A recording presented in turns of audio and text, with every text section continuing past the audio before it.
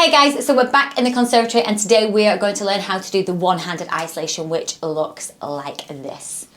Woo! We can go the opposite way as well.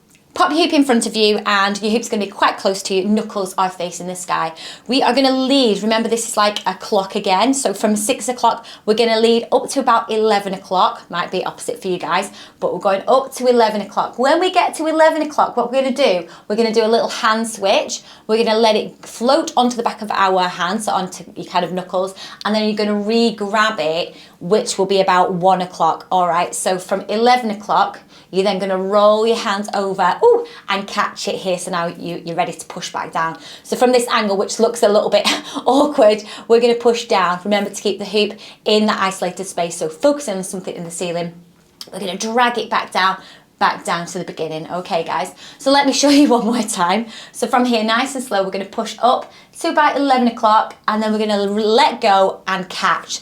So you're trying to keep the hoop in this space here. So you're just going to try and rock it around. That wasn't a very good example, but you kind of get the gist of it. There we go. So we're just trying to rock back and forth. It would be a good idea for you just to practice that little motion as you're going along. I used to stand there forever trying to do that. But anyway, we digress. So we're back to 1 o'clock and then we're going to push down. It looks awkward, like I said, but it actually isn't really. And then you're going to push down. Now, I actually prefer doing an isolation the other way. It just flows better. So from here, I'm going to do it in the reverse. So from 6 o'clock, I'm going to bring it up, oh my gosh, to about, what's that, like barely 3 o'clock, or just past 3 o'clock.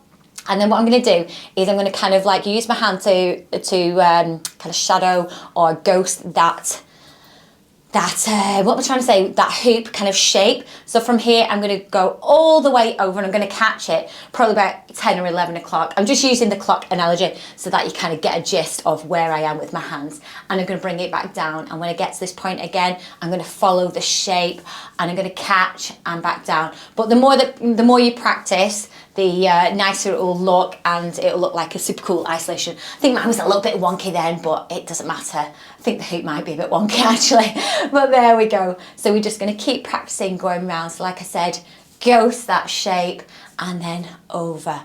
There we go, and then we can go all the way around.